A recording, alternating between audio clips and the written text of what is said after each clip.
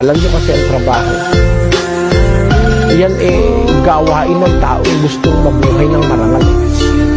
Yang magtrabaho. Kaya nakikita ng Diyos yung mga taong devoted sa pagtatrabaho para sa pamilya. Alam ng Diyos pag iningatan ka niya, tinulungan na rin niya yung pamilya mo. Kung mahal ka ng Diyos, mahal niya rin yung pamilya mo. Ipinagmamalasakit ka, ipinagmamalasakit din yung pamilya mo. Ano bang problema ang malaki na hindi kaya kang tulungan ng Diyos? Yun ang punto ron ng mga kapatid. Kaya, kung tayo lang sasangguni sa Biblia, maiis tayo magiging hawahan tayo dun sa ating burden. Halimbawa, meron kang kasama sa trabaho, chismoso, inggitero,